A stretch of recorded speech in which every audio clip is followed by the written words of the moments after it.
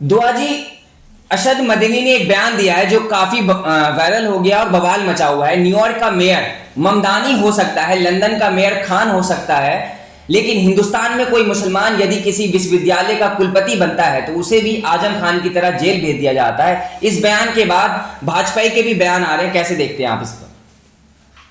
अहरा global का president doctor दुआ का नमस्कार साथियों। पहली बार जो तीखा, जो चमचागिरी और मुसलमानों को कुछ नहीं काम करने वाले मदनी साहब ने पहली बार मुसलमानों के हक में बात की। बहुत अच्छा लगा। मुसलमान कम्युनिटी को भी अच्छा लगेगा कि हमारे एक रहनुमा, हमारे एक बड़े प्यारे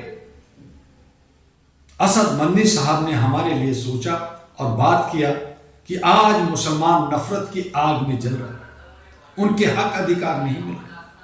लेकिन मैं पूछना चाहता हूं मदनी साहब से कि आपके पास ये लाखों करोड़ों की जो प्रॉपर्टियां, ये जो दौलत जो वक्फ की है या कहीं से भी आपको मिला है, क्या आपने कोई मेडिकल कॉलेज, कोई इंजीनियरिंग कॉलेज, कोई आईएएस आईपीएस का सेंटर्स, कोई वकीलों का सेंटर्स, कोई जर्नलिस्टों का सेंटर्स, कुछ युवाओं को, बेवाओं को, या जो मुसलमान दर दर की ठोकर खा रहे हैं, पिक पॉकेटिंग कर रहे हैं, रिक्शा चला रहे हैं, सब्जी भाजी बेच रहे हैं, साइकिल पंचर बना रहे हैं, कोठे पे पहुंच रहे हैं, उनके लिए कुछ किया? मैं पूछना चाहता हूं मौलाना साद से, मैं पूछना चाहता हूं अबू बकर साहब से, जो केरला के बड़े मुसलमानों के लीडर हैं और करोड़ों अरबों रुपए का दुबई में, लखनऊ में, हैदराबाद में बड़े बड़े मॉल बनाए। मैं पूछना चाहता हूं उद्योगपति प्रेम जी से, ऐसे बहुत सारे मुसलमान कम्युनिटी जो पैसे के अपरंपार रहा, मुगल साम्राज्य रहा, सारे जमींदार रहे, आज भी भारत में ज्यादातर प्रॉपर्टी जो है मुसलमानों के हाथ में है। ओवैसी लीडर है, उसके पास भी हजारों एकड़ जमीन है और स्कूल कॉलेज हॉस्पिटल्स है, लेकिन कितने मुसलमानों के लिए काम किया? आज ये जले हुए पे नमक लगा रहे हैं, आज ये मरहम लगा रहे हैं, अच्छा लगा। लेकिन साथ में हमारे मुस्तकबिल, हमारे नौजवानों मुसलमान के मुस्तकबिल, हमारे मुसलमान जो एक जगह होते, अच्छे लीडर होते और वो सत्ता के गरियाने में जाते, मिनिस्टर बनते, दुनिया भर के हमारी संस्थानें बनती, पैसे की कमी नहीं, दौलत की कमी नहीं, लेकिन सब बिखरे हुए आज वक्फ बोर्ड बचाओ का आंदोलन कर रहे हैं। आपने सही इस्तेमाल नहीं किया। आज नफरत की आग में सत्ता आपको झोंक रहा है, आग में आप तड़प रहे हैं, डर रहे हैं। और मदनी साहब कह रहे हैं कि मुसलमान को डराया जा रहा है, नफरत में झोंका जा रहा है, उनको जो है दबाया जा रहा है। हम तो कहते हैं कि मुसलमान हिजड़ा बनाया जा रहा है, मुसलमानों को हिजड़ा बना दिया और मुसलमान के लीडरों ने बनाया। अगर नौजवानों को आगे बढ़ाते, आज हमारे लीडरान बनाते, आज हमारा, जहां हम आरएसएस को गाली देते हैं कि आरएसएस ये जो हिंदू राष्ट्र बना करके हमें टुकड़ा करना चाहता है, नफरत फैलाना चाहता है, तो मैं कहना चाहता हूं कि तबलीग आरएसएस से बड़ी जमात है, बड़ी ऑर्गेनाइजेशन है। तो 72 होरे और शराब और कबाब की खाली बातें, सिर्फ जो है बिरयानी की बातें कीजिए, अच्छी बात है, धर्म में कहीं भी ले जाइए। हम ईमान रखते हैं, हमें अलाउद्दीन नहीं चाहिए, हमें ईमान रखने वाले मुसलमान चाहिए और उसका हक और हुकूक, उसका जो हिस्सा है वो मिलना चाहिए। उसके लिए हमें और आप, उसके लिए मुसलमान के जो लीडर्स हैं, जो अपने आप को मौलवी कहते हैं, अपने आप को खलीफा कहते हैं, अपने आप को बादशाह तमाशाह कहते हैं, वो कुछ तो कहें। आज बहुत सारे यूनिवर्सिटी जहां कह रहे हैं मंत्री साहब कि कोई चांसलर नहीं बन सकता, कोई गवर्नर नहीं बन सकता, कोई एम्बेसडर नहीं बन सकता, कोई बड़े पद पे नहीं बन सकता, कोई चीफ जस्टिस नहीं बन सकता, प्राइम मिनिस्टर नहीं बन सकता। क्यों? किसकी गलती है? परवरिश की गलती है, हमारी सोच की गलती है। अगर हम सही सोचें, सही काम करें, खाली तकरीर देने से, खाली स्पीच देने से, खाली जो है हुजूम लगाने से मलहम तो लग सकता है, राहत तो मिलती है कि कोई तो कुछ कहा, लेकिन उस पे काम करने की जरूरत है, उस पे मुंह तोड़ जवाब देने की जरूरत है। आप मिसाल दे रहे हैं न्यूयॉर्क का, उसने संघर्ष किया, बना। आप मिसाल दे रहे हैं लंदन का, खान का, उसने संघर्ष किया, लेकिन भारत के मुसलमान क्या कर रहे हैं? भारत के मुसलमान 36 करोड़ क्या कर रहा है?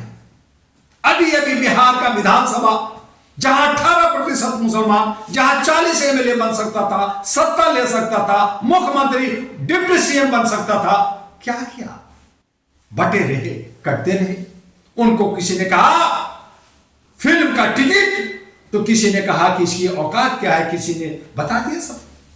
बहुत सारे टिकट नहीं दिए, और जहां ज्यादा थे 70-80% थे, वहां ओवैसी 5 बन गए। कुछ एक आध जनता दल यू का भी एक जब 4 में मिला तो उनको एक बन गए, 2 कांग्रेस को दे दिया। लेकिन जहां 40 से मिले बन सकते थे, वहां पे आप 8-9 मिनट सिमट गए। क्यों?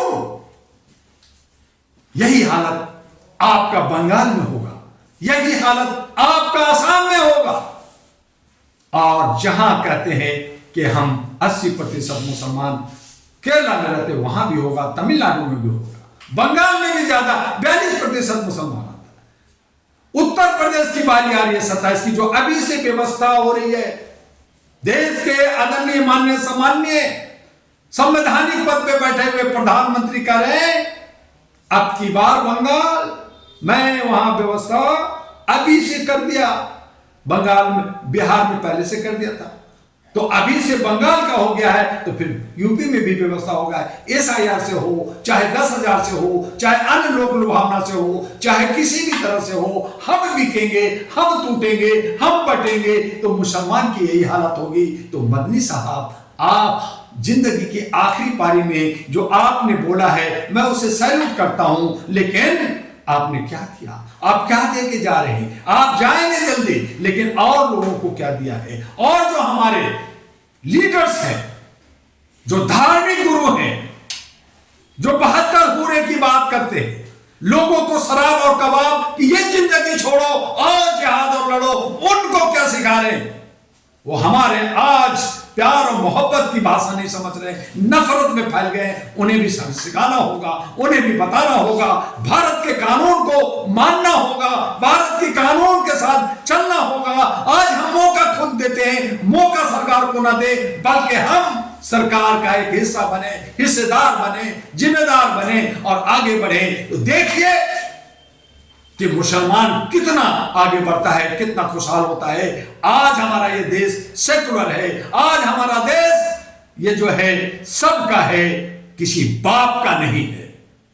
मुसलमान का नहीं है तो किसी और का भी नहीं है।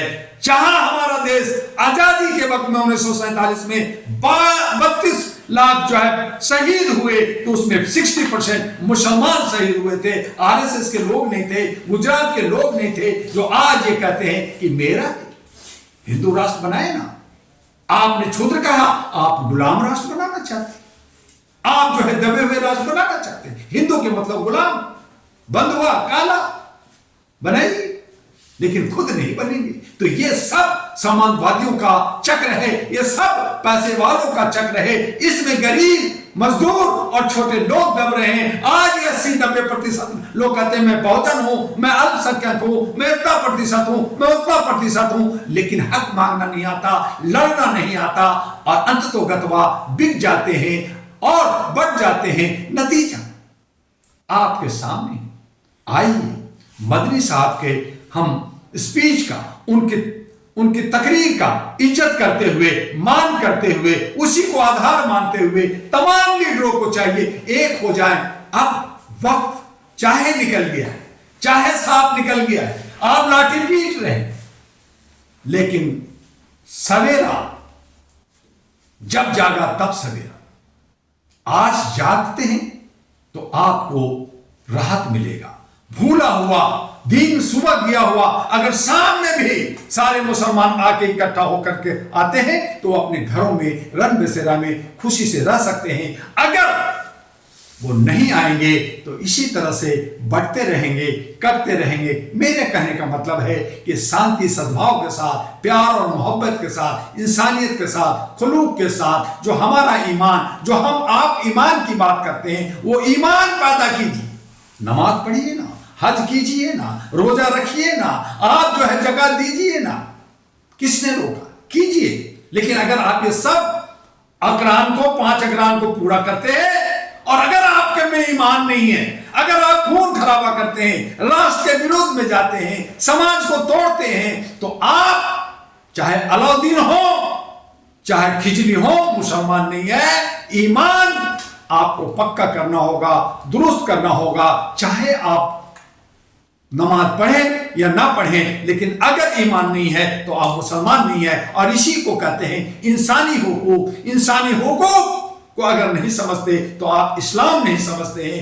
आइए, डॉक्टर दुआ कहता है कि हर समुदाय के लोग, हर धर्म के लोग, चाहे हिंदू हो या मुसलमान, सिख हो या ईसाई, या इंग्लिश बोले या हिंदी, चाहे उर्दू बोले या अरबी, सब एक हैं, इंसान है। और इंसान का हुकूक, जिस तरह से हज में मक्का मदीना जाते हैं, सैलाब होता है, भीड़ होती है, किसी की पहचान नहीं होती है, उसी तरह से भारत के अंदर मुसलमान हो या अन्य कम्युनिटी के लोग हों, सब भारत के लोग हैं, सबको मिलकर रहना चाहिए। तब मदनी साहब का या अबू बकर साहब का या मौलाना साहब का या हम जो है ओवैसी साहब का बातों का आदर करेंगे। आइए मिल के रहिए और अपने राष्ट्र, अपने देश को उन्नत बनाएं।